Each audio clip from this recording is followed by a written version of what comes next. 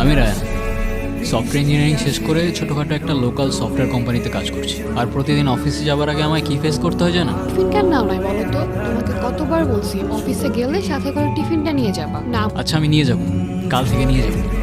কালকে আজকে সকালে কি হয়েছে জানো? আজকে তো আমি বাসায় সবাইকে নাস্তা করে খাওয়াইছি, সবাই বলছে অনেক মজা হয়েছে। আচ্ছা আমাকে সুন্দর লাগতেছে না আজকে? হ্যাঁ সুন্দর লাগতেছে। এখন আমি যাই, তোমার সাথে পরে কথা হবে। আমার এখন আর ওকে সুন্দর লাগে না। কিছু তুমি চেনো আমাকে? পরিচয় না দিলে কিভাবে চিনব? আমি রায়ান, তুমি? কারোর জন্য অপেক্ষা করছো কেন? এমনি। এমনি ছাড়া কি আর কিছু বলতে জানো? আচ্ছা তাহলে আমরা এখন কী নিয়ে কথা বলবো? কথা বলতে চাইলে তুমি এক ফুটে জল নিয়েও এক সমুদ্র কথা বলতে পারো। আচ্ছা তোমার কোনো সোশ্যাল অ্যাকাউন্ট বা ফেসবুক আইডি? আচ্ছা আমি তাহলে বাসায় গিয়ে তোমাকে টেক্সট করবো, কেমন? কি করছিস নাকি? আরে না রে ভাই, মাত্র 2 মাস তো হইলো জবে জয়েন করলাম। স্যালারি কত? 20-30 হাজার। আরে ভাই কি করতেছিস লাইফে? এইটুক স্যালারি দিয়ে হয় নাকি? হ্যাঁ আমার চলে তো ভাই, এই পাতে খাই ওই পাতে আমি থুকি না ভাই। নেমো খারাপ এই দুনিয়ার মানুষগুলো হইতে পারে, আমি না। কিন্তু তুমি কাল আর আমায় টেক্সট করলে না যে? আরে কাল টায়ার্ড হয়ে গেছিলাম অনেক। তুমি এখন যাও প্লিজ, আমি তোমার সাথে পরে দেখা করতেছি। কি হয়েছে? চোখ খোলো। হয়ে গেছে না? কে চলে গেছে? কি হয়েছে বুঝলাম না আমি। তোমার তো তোমার ফ্রেন্ডের সাথে কথা বলার জন্য হাজারো সময় আছে, শুধু আমার সাথে কথা বলার জন্যই সময় হয় না। কারণ টাইম না পেলে আমি কি করব? এই যে এই জন্যই তোমার সাথে কথা বলতে বিরক্ত লাগে। কথায় কথায় আরেকজনের সাথে কম্পেয়ার করে দিবা। ও আচ্ছা, এখন আমার সাথে কথা বলতে বিরক্ত লাগে তোমার? হ্যাঁ তো লাগবে, দিন দেখা করা লাগবে, একসাথে ঘোরা লাগবে, ন্যাকামো করা লাগবে, এত কিছু কেন করা লাগবে?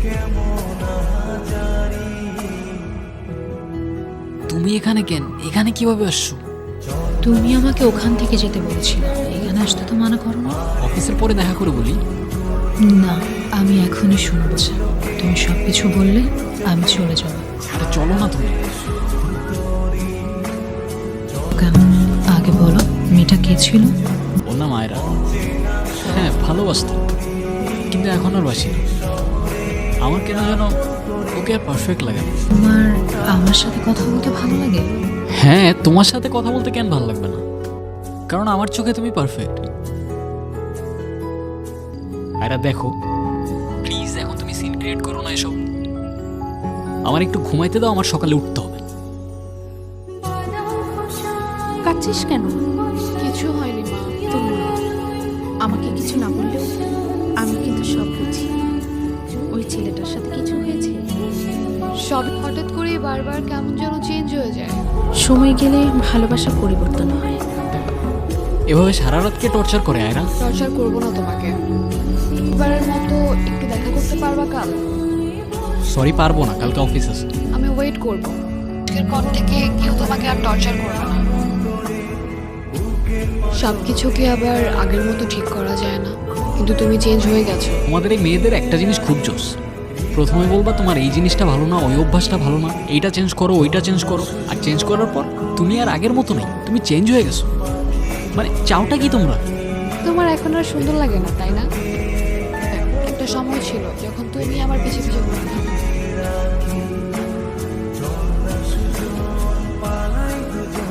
তোমার নাম আয়রা না? হ্যাঁ তো তোমার নাম রায়ান না? তুমি অনেক সুন্দর। তবে পিছন পিছন ঘুরো, মানুষ ভালো ছিল। তোমাকে একবারও বলিনি আমার তোমাকে ভালো লাগে না। বোঝা যায়। আরে আচ্ছা সত্যি করে বলো তো, তোমার কি অন্য কাউকে ভালো লাগে? সত্যি করে বলো, আমি কিচ্ছু বলবো না। অদ্রিতাকে? আইডিটা কার? বলার কি আছে, ও আমার ফ্রেন্ড।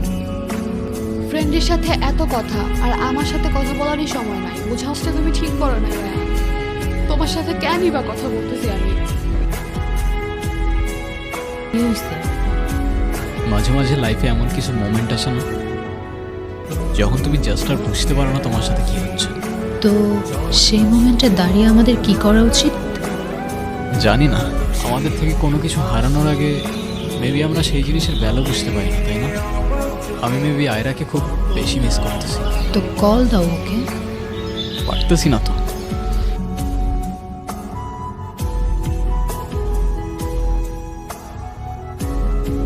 আমার সাথে শেষবারের মতো একবার দেখা করতে পারবা?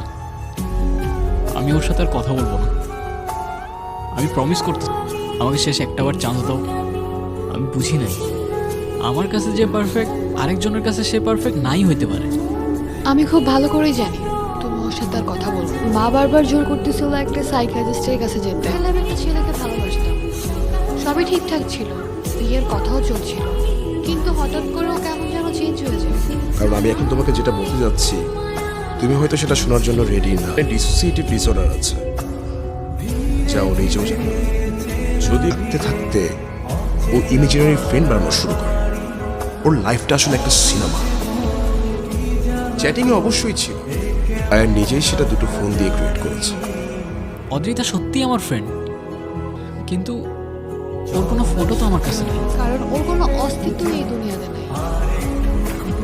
এখনো অতটাকে নিয়ে পড়ে থাকবা যার কোনো অস্তিত্বই নেই। এক মুহূর্তের জন্য সব ঠিকঠাক মনে হলেও পরের মুহূর্তেই সব এলোমেলো।